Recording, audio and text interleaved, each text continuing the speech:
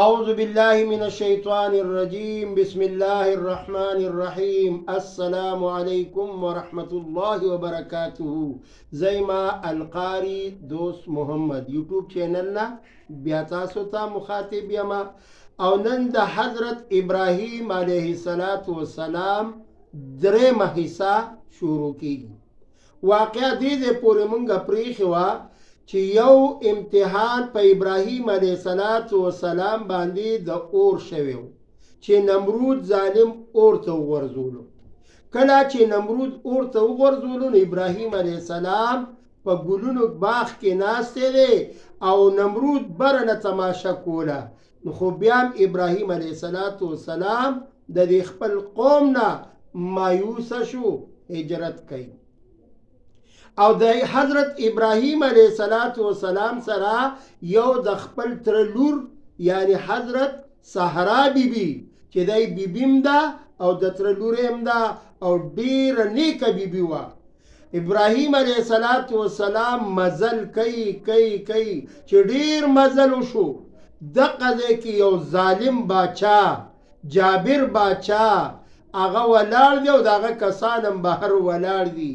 نو ابراهیم علیه السلام سره خو خپله بیبي ده. نو دغلته تپوس کیږي چې آیا دا ستا څه ده؟ ابراهیم علیه السلام ورته فرمایي دا زما په دنیا باندې او په دین باندې دا زما خور ده، په دنیا باندې می خور نه ده، یعنی دنیا خور می نه ده ولی چې نکای ورسره وه لیکن په دین می ابراهیمی باندې خور ورته ویله. ځکه نبی کریم صلی الله علیه وسلم فرمایي چې تاسو ټول مؤمنان د یو بل خویندې او ورونه یې، خو دا په حقیقت کې خویند او ورونه نه دي. دا څوک د تره زامن دي، څوک د ماما زامن دي، چا سره نکاح روا ده چا سره ناروا ده. خو نبی کریم صلی الله علیه وسلم فرمایي چې تاسو د یوې کلمې ورونه یې. ابراهیم علیه السلام ورته وفرمیل دا زما خور ده. ابراهیم علیه السلام بهر ودرو او دغه ظالم په حکم باندې دغه باچا په حکم باندې سحرا بیبي یوې کمرې نه بلې ته د بلې کمرې نه بلې ته دا داخل شوله او ابراهیم علیه السلام د غیرت ټوکړه ده، د الله خلیل دی، د الله د جانب نه رالیږلی شوی پیغمبر دی. څنګه به غیرت نه وي، څنګه به جذبه نه وي. ابراهیم علیه السلام ته رب العالمین هغه دیوال کې یو شیشه ولګوله. دا د الله نظام دی. دې دپاره چې زما خلیل په زړه کې سر رانولي او خپله بیبي باقاعده خپله وویني. ابراهیم علیه السلام بیبي چې دننه لاړلی، ابراهیم علیه السلام په دې خپلو سترګو باندې ګوري. ظالم باچا لاس ور وړاندې کوي. د لاس وړاندې کېدو سره ظالم باچا باندې یو بیماری ولګېده لکه فالج وغیره. نو بیا تپوس کوي چې یاره دا خو ډېره نیکه بیبي ده، ویل ته دعا وکړه د هغه خپل رب نه چې زما حالات واپس صحیح کړي. نو صحرا بیبي الله ته لاس اوچت کړ، دعا یې وکړله.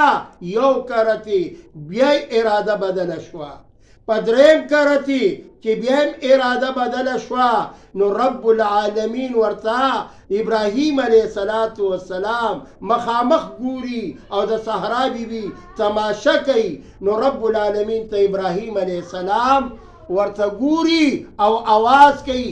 ابراهیم علیه السلام معجزه دا وای اے پروردگار عالم ظالم باچا نه زما بیبي ته امان راک. نو الله رب ذوالجلال د حضرت ابراهیم علیه السلام دعای نرد کوله، دعای تی وغوښتلی. د پیغمبرانو دعا دا مستجابه ښه مستجابه څنګه وي؟ څنګه چې د خولې نه الفاظ وباسي فورا رب العالمین قبلی رد کوي نه. ابراهیم علیه السلام چې دعا وغوښتله نو حضرت سحرا بیبي بالکل سالمه پاکه بیبي وه، هغه پاتې شو. ظالم باچا پړه کې رحم راځي چې یاره ابراهیم علیه السلام هم نیک کردار بنده دی او دام ډیره نیکه بیبي ده. راشه تم ورته یو خبره وکړه، یو دعوت وله ورکه چې بهی زما یو لور ده که ستاسو خوښه وي هم درله په نکاح درکړم. نو ابراهیم علیه السلام ته خپله لور حاجره بیبي چې دا د حضرت اسماعیل علیه السلام خپله سکه مور وه، دی ورته په نکاح کړه. نو رب العالمین ورله اسماعیل علیه السلام بیا په 86 سال عمر کې حضرت اسماعیل علیه السلام پیدا شو. اوس وګورئ جی کله چې دوه زنانه یو ځای کېږي بنې، نو دوی فساد جوړوي، جنگ جوړوي. نو دام خپلو کې صحرا بیبي چونکې د پیغمبر بیبي ده، صحرا بیبي چونکې صحرا بیبي دا د ابراهیم علیه السلام بیبي ده، خو دې خواته حاجره بیبي دا هم د ابراهیم علیه السلام بیبي ده. دوی دواړه خپلو کې بنې دي او بیا څه کوي؟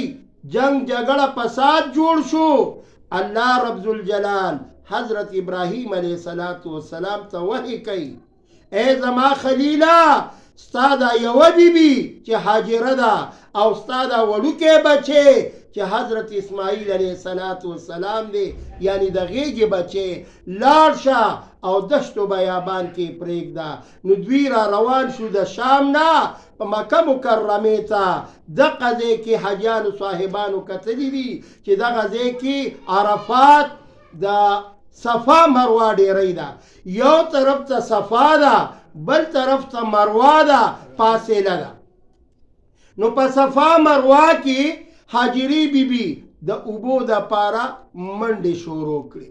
اوس هم حاجیان صاحبان ځای په ځای د حاجري بیبي هغه یاداشت تازه کوي، هغه رنګې منډې وایي. د څه د وجې نه چې دا عمل د الله پاک ډېر زیات خوښ شو.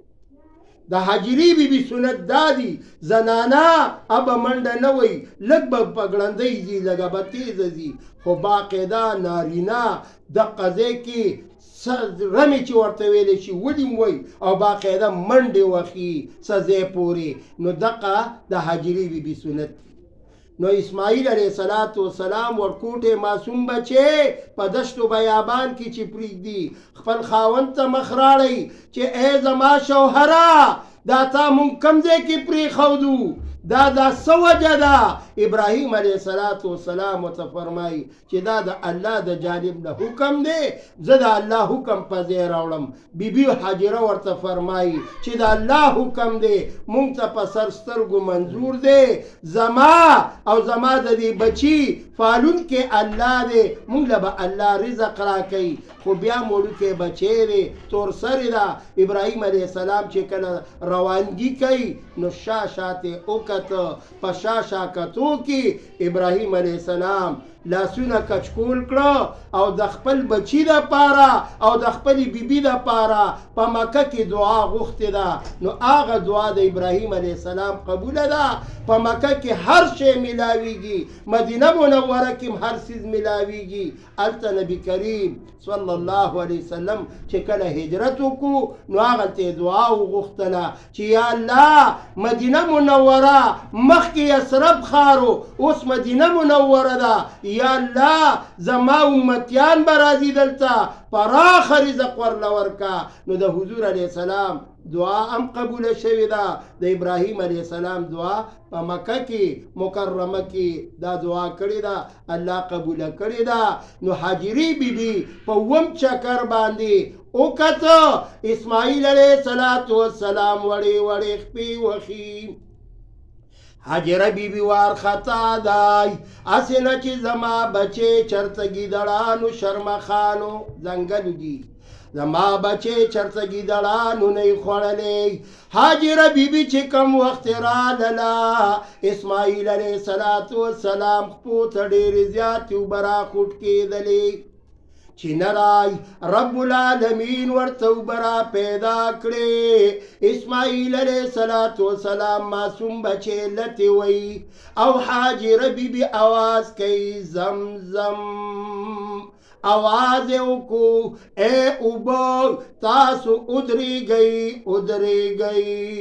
वही कचरी हाजिरी बीबी दा आवाज नवे करे चे जमजम ए उबो उधरे गई टोल दुनिया बपौबो बानी सेरा बशवे टोल दुनिया की बहु बखरे शवे हाजिरी बीबी दा हजरत इस्माइल अलैहिस्सलातु वस्सलाम ना गैर चापी रखौरी वा चोले पुले वा चोला आवाज को जमजम زکه ورته مونږ او تاسو آب زمزم یعنی اوبه د زمزم ویلی شي دا اوبه د زمزم دا په کلونو باندې په بوتل کې کېږده دا معجزه ده دا اوبه به نه خرابېږي دا د زمزم اوبه دي د اسماعیل علیه السلام خپو ته دا چینه دا راخوټ کېدلې ده اوس ورته دغه حکومت هغې مشینان لګولي دي د مشینانو په ذریعه باندې دغه اوبه ډېرې زیاتې راوځي